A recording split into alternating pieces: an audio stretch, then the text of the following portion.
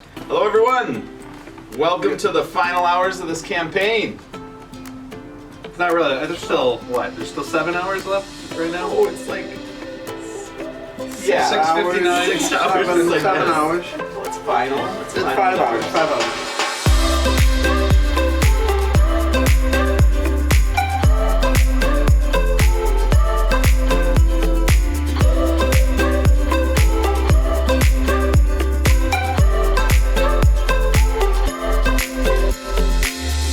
Welcome everybody. Thank you for joining us. Wow, what a campaign. Very exciting. We appreciate all of your support, all of your ongoing positivity on the comments section, helping us just kind of get through day to day as we keep working on the project. You guys are very much a part of the experience. We really appreciate all of that. Yeah. So, Yeah, absolutely. If anybody doesn't know who we all are, we've got Gilly, Josh Walgus over here, Josh Carlson, and I'm Adam Carlson. As a company, while you'll see a lot of Gilly, Josh, and myself, we are absolutely not the only three. The elf and Kazi bird taking the source along with me. Just stop. I love that. That is not me or Gilly or Josh. Yeah. We will introduce you to Boomer pretty Yep. soon, who does that, and we've got Heather. Yeah, that's Boomer. Same person. And Melanie.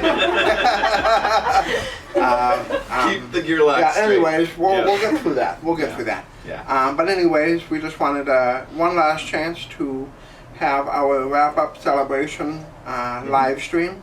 Not sure if there's going to be a lot of Q&A, but we're absolutely here to help answer questions if you guys have them. We understand, as we get closer and closer to the end of the campaign, there will be questions. So now is your chance to get them straight from Yeah. the three of us. Yeah. We So, did say last night in the update that no subject was too controversial, and then of course there was an asterisk after that that said we would not be answering whether or not hot dogs are sandwiches. Correct.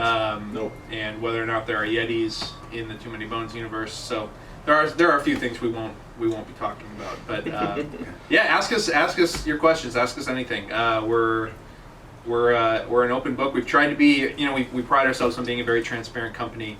So as we tick down these hours and as the money gets closer and closer to coming out of your bank accounts, we want to make sure that everybody feels 100% confident in their backing. And what's going on back there?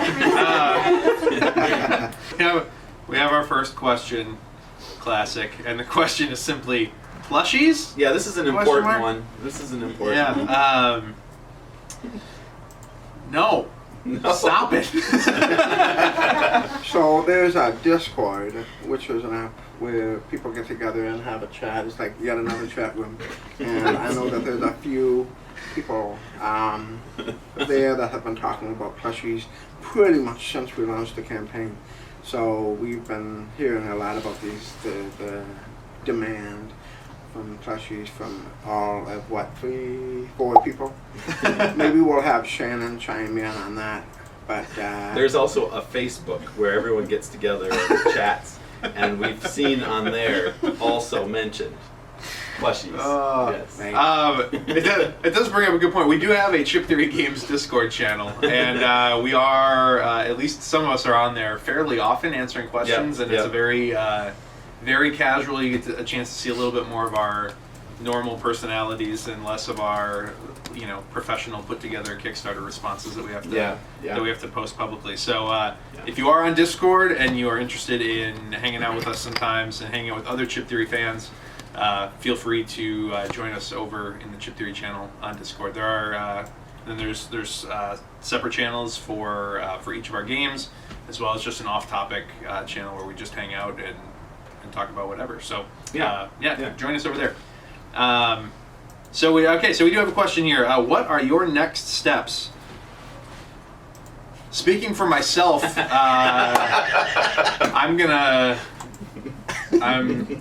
think I'm in the anger stage right now. Yes. And then I think after that we move to denial, maybe? No. Gonna go home. We're gonna take a little bit of a break is what our next steps are. We'll be we're kind of having a game day here in the office tomorrow to chill out and relax. Everybody's been working long hours. But really, after that, we're gonna get back to the game. We're almost ready for really in-depth play testing in terms of heavy balancing between all the units and that kind of thing. So we'll be beginning that shortly. But there's a lot of the events that we showed. They're ready to be fully vetted out, and then really the goal, in addition to continuing to develop solo and co-op scenarios. The goal will just be to put the game through the ringer and continue to develop the art and that kind of stuff. Yeah. And really, I mean, it's funny. This game, I think it started on Kickstarter looking like it was our least developed game in a while, and actually looking at where things are at. Other than there's a long way to go still on the solo and co-op scenarios. We really want to put. We've been stressing throughout the campaign that we really want those to be very replayable, very deep, and so those have a ways to go, and we're going to be working hard on those. But in terms of the balance for PvP play and how much is ready to be tested right now, or it's already been being tested, but really put through the ringer, we're ready to start soon. So I don't know. Yeah, no, I would just add to that like for solo and co-op campaigns, it's more in my mind right now. It's like after we get through the campaign, we're going to be addressing like how far can we push them. Like that's kind of where I want to go with that is like we know what the base level of this game can do and how fun that part is and how that tests out. But like when we get into like advanced play testing, it's how many rules can we break and like how fun can that be in the context of a solo or a co-op scenario. So like there's a lot of fun there, and I'm really interested to see how dynamic we can make the maps, because the PvP is that base middle hex group and then the 6 surrounding ones. And other than the portal seekers that might change that up just a little bit, that is a standard game for PvP, 1 to or 2 to 4 players. So with the solo and co-op, that's our opportunity to really make those maps kind of dynamic. So that that is an exciting part. The next steps here are one of the most exciting points, I think, for in the stages of development. Like we're through the slog of like this isn't working yet, this isn't working yet, and that's an interesting stage that you have to get through.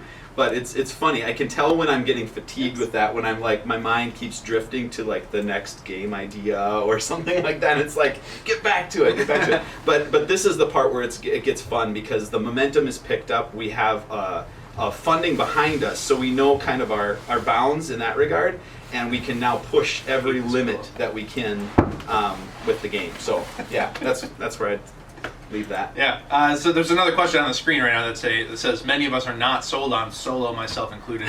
Sell us. It's I don't know what you want me to say. It's going to be awesome, but of course I'm going to say that.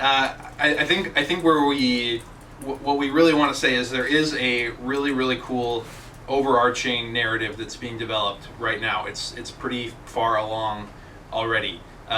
More than Too Many Bones, even, and Undertow, where we did infuse a lot of an overarching narrative arc specifically within Undertow that came through more. I mean, there is a really good story here that we hope you're all going to be very interested in, and I'd say it even has a lot of modern day political parallels. We're not trying to make a political statement with it at all, but like it's inspired by real world events. The other thing I would say is that we've similar to, I think, and I wasn't here for the original Too Many Bones campaign, so I might be speaking out of turn by saying this, but as Josh was kind of saying, we're to that point where the structure of the game is pretty well finished, and now with those rules established, now we go in and we start trying to break everything.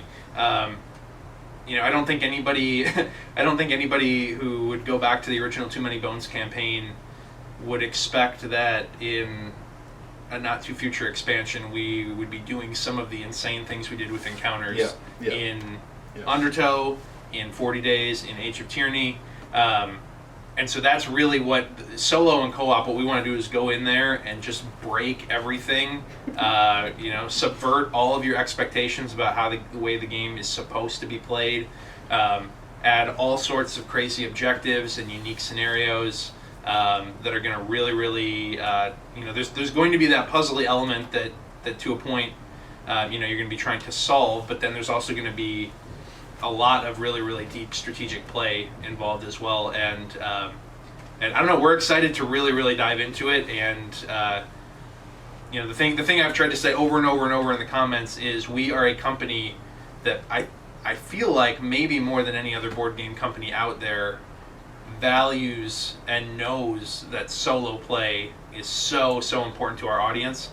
And so it's not, at no point is it going to become something that we just like throw together. It's going to be really, really in-depth and something that we put a ton of time and effort into, and something that frankly we're not going to release until it's perfect. And we're, our plea to the $1 backers last night was really about those who know they're sold on the game. They know they're excited about it. They're fully convinced that it's going to be fantastic. We put the caveat in there: if you need to be further sold because you need to see more, we don't have anything else to really show you right now. We've been busting our tails for 2-3 weeks to prove out the basic gameplay for the game. There's more coming, and we're happy to have you along for the ride for as long as it takes for us to sell you if we weren't able to yet. So Mark Day, if you're still out there watching, that's a really, really long, semi-ambiguous answer, but hopefully you can at least hear the genuine nature of our response. Right. It's something that's going to be great. So any thought of making the $600,000 goal chip trays an optional buy? I don't know a lot about those chip trays, if I'm totally honest, so I'm going to let you to handle that. So, I don't know, some might be familiar with, I'm trying to think of other games that have done something remotely similar. War Chest comes to mind, a fairly new game that the chips are similar in size. They're a poker chip size, I believe, and basically you can stack up to 3 or 4 at a slant, and you can kind of see what you have. It's a much bigger tray. It's not really meant to hold the chips on the gaming table, but our intent with these is similar to Too Many Bones, where we provided similar and not similar. With Too Many Bones, we created the dice trays so that you could pop off the top, and then you could have that tray pull from it within the game, all of that. Sure. That we have chip storage trays. You've seen those on the campaign. There's 4 of those included.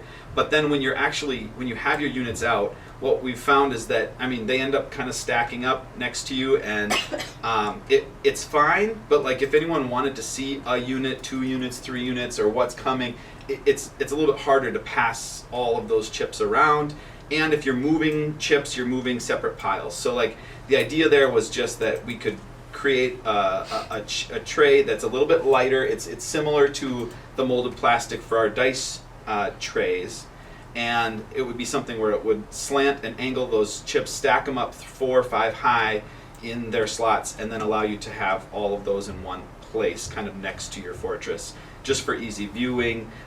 If those units end up getting upgraded, you just flip the whole stack around, and so you're always able to look at kind of all the stats at once. So it's a good idea. It's not absolutely necessary. We will absolutely look at the cost of what that would take to make that happen and possibly allow it to be purchasable in the future. But I can't commit to anything right now. All I can just say is that we always try to pack as much into the game as possible. So we'll see how the funding goes. Hopefully, in these last 7 hours, we edge even closer to that goal, and we'll just see what happens. So. That's what I can say about it right now. Yep. Any chance to get an update on Game to Pick a Game? I'm going to raise my hand and say that is 3,000% my fault. Hashtag blame Gilly. Yes, we need to get an update out. We need that, period. We need to get an update out, and despite tomorrow supposed to be, why can I not get this sentence correct? Tomorrow's supposed to be a game day. There we go. Here, and we're supposed to be kind of relaxing and celebrating tomorrow. It is my commitment to you that I will get a Game to Pick a Game update out tomorrow. So it's long overdue, and that's my fault. So we will likely have final like images to show from the manufacturer as well. Yeah, Hopefully by tomorrow. So like we don't have them as of today, but so we've kind of been wanting. We don't like to throw out updates just for the sake of updates, but we like our updates. We love making them super long and meaty, and so. But yes, we'll get an update out. Yep. Yep. Yep. It is in production. Is it done? Almost done? Close. Done? Very, very close. So it's we're approaching on the boat status for it right now. There's your quick update, Catfish, and we'll get something out official tomorrow. KJ is the chip design set in stone. The template for the chips in terms of kind of the positioning of how we would handle where stats are going is closer than not. Like for instance, where the talents are showing up, where we're displaying the name, kind of what we want to do in terms of like bordering on heroes versus minions. All of that stuff is versus likely spires. Versus spires. All of that stuff is likely to change. One of the things that we were initially concerned about, and what we will for sure be improving upon, is the ability to visually, from top down, be able to distinguish between spires, between minions, between heroes, and their upgraded sides. So like all of that stuff will be, and that's going to be a combination of things to solve that, from changing where name titles are for spires versus minions, all of that kind of thing.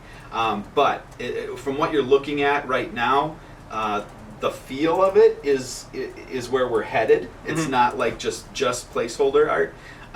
But yeah, it's likely to change a number of times from here. And the background for the art, like right now everything's like put on just a black background. Yep. That's obviously subject to change. The amount of detail that's on some of the units is subject to change. We pushed. We said this in our update in our live stream yesterday. We really pushed Anthony, our artist, Anthony Letourneau. We really pushed him hard to get as many units, into a showable state as we possibly could. Have you considered double-sided hexes? I assume you mean the hex groups. We've got the larger pieces and the smaller ones. I think, so to answer your question, yes, we've considered them. We've talked about them. What we found is the rubber side on the bottom is very, very important to keeping the board in place. So when putting hexes together, to be able to slide the chips seamlessly from one to the next without having to pick them up, they won't be displaced or moved. We can still test with that. Yeah, right. Yeah, so so we considered it, but what we like is what we have right now. Yeah, but great question. Thank you. Yeah, it's different. We can do the two-sided board with like we did it with Trip Lock, but the Master Lock in the middle had the grippy side down, which kind of kept the entire board in place. With Too Many Bones in Undertow with the two-sided mat and the adventure map and the battle mat, because it was just a singular mat, it didn't really matter if it slid just a tiny little bit when you're moving around on it. With these, to keep them in place and make them map and make this concept work. I think we've all played with modular boards before with cardboard in various games where you bump the table once and everything kind of just gets slightly askew. And that's really the benefit of doing this with neoprene is, that map stays locked down. Those hexes stay stuck together. And so that's why we're doing it this way and not doing the double-sided. Correct. Yeah, double-sided neoprene. Let's handle Vincent's question. So can you talk a little bit about long-term vision for Cloudspire? What kind of content do you see coming up in the next few years? So there's a fair amount there that, again, I think once we start to push the bounds of the solo and the co-op, and then see where we're taking the ability to build out these islands, but also separate the islands from one another, we've left a lot of room within the lore to introduce new islands, new factions, and then I think we hinted at possibly even like I don't know why I keep calling it like a Junktown faction, but I think in those terms when I think of like the world people that don't really, they're kind of roamers, they're from all sorts of walks of life on the world, and then they end up porting up and making a faction of their own. And so like that type of concept is very interesting, or we're very interested in what we can do with that. Again, we're all about like making these factions as asymmetrical as possible. So like you just don't ever approach one the same way as the next. And so that one definitely works that way. So that would, I'd say that's like our first direction, beyond like the Greege and whatnot. But we have a fairly in-depth novella being worked on, and so that is also exciting because that creates a little bit of a framework for us to play off of within the campaigns. There's other talk of something which I can't get into to a great deal yet, but the concept of it would be called something like a migration, but we have a lot to unveil with that, so it's not gonna be revealed yet. So migrations, there we go. Migration patterns. That's the key word. It ties in with the heirs, migration pattern. No, it doesn't. Hit us up about that in about 6 months, and we'll have a lot more to like tease with. Potentially. Yeah. Can we give a little bit more than that? No. What we're I shouldn't do it. You should do it. I don't know what you want. I don't know what you're okay saying. Okay, so this is something that we're working on, but it was very much reliant on the success of the campaign and how quickly things grow within this series. So it was a key factor in whether we introduce it to this series. It's much more of, it's bigger than just a game, a specific game, but it's a concept that is very exciting and will surface. But we're just we're not sure if we want to surface it with this title or not. So well, if we decide to pursue it, and again, part of it was always dependent on the success of the campaign. Well, it's just a huge. Yeah, because it's a huge undertaking for us. So like, we'll see how we do in the Pledge Manager. Probably see how the game is, reviewed. I should have said nothing. Yeah, but there are. We'll just say there are very big things in store for Cloudspire, assuming it is as successful as we expect it to be. Yeah, that's a good way to answer. And if that doesn't tell you how excited we are for the game itself, hopefully, then maybe nothing will. So anyway, should we handle that one? Is Daniel done? Nope. Why don't you handle Daniel? I get rich. You handled it. And just in case you weren't aware, Adam is hard of hearing, so these live streams like this can be a little bit difficult for him. Simply one more time. Simply because we're sitting here talking at the camera. He's very good at reading lips, but we're sitting here talking at the camera, and I'm looking at he doesn't necessarily catch anything. So just context for you. But is there connection between Too Many Bones and Cloudspire's lore? None. Zero. We've said before we want these two franchises to stand side by side with one another as two huge key pillar franchises for us. People were asking the predominantly Bones 2018 promo pack that we're releasing. Somebody asked in the comments earlier, like, why are you not advertising this in the Cloudspire campaign? Well, because we want Bones to stand on its own. We want Cloudspire to stand on its own. They're unique titles. We know we could prop up probably any campaign right now with any number of Too Many Bones related stuff, or things rather. Stuff is singular. But we don't want to. Like, we want these games and these franchises and universes to stand on their own. They have a really different vibe. The goofy, the goofy sense of humor that exists in the Bones universe. The Cloudspire universe is much more grounded and more, it's not Game of Thrones gritty or anything, but it's a more serious take on the fighting and the conflict, whereas the Gearlocks all have kind of goofy personalities. There's lots of sarcasm, dark humor in the game, etc., etc. So even though both games are created illustrated by the same artist, there may be some similarities in the art, but there's nothing. And I think that question probably was prompted because people are very, very excited about Undertow. We do have more bones coming in the future. We promise. Cloudspire is not it. I love that we say it's a serious game when we're putting a penguin on top of an ostrich. but overall, I agree with you.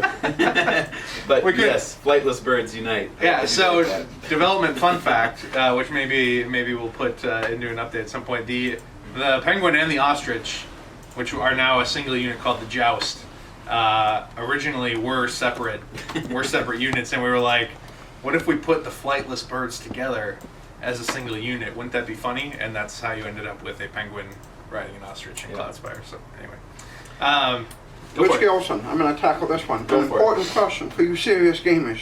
Okay, let's say someone you love was carrying one of your games, slipped and started to fall, and in the process, the game goes into midair. Which one do you catch? Now, I assume you mean the game or your loved one. This is a very... Can I have that question back real quick? So we need to meditate on it a little. Listen carefully, guys. You always, always, always catch your loved one. Okay? Two reasons. Number one, your loved one... Oh boy. May or may not be responsible for allowing you to purchase your chip theory games in the future. So you want to make sure you protect that to protect your future investments. But number two, when your Cloudspire or Too Many Bones game flies and lands and pieces are strewn about, rest assured it is going to be still in very good condition. It's not made of paper. We're talking about premium components. If you dent a chip or something or other, you can always reach out to Amanda or Tink. We've got Nugget or Tink on our customer service, and we will absolutely help you out. So you'll be able to experience our premium customer service to make sure that your game is not missing any pieces, and so on and so forth. So yeah, great question, Rich. Catch your loved one, please. We will make sure that your game ends up whole again if it's somehow not. Yeah.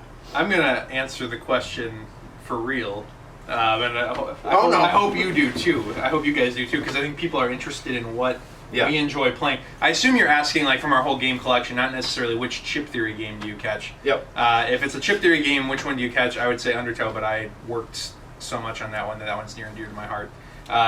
In terms of my actual game collection, what I would catch, my favorite game from probably the last several years is Android Netrunner. I have nobody to play it with, so I stopped collecting it in short order, and now it's defunct.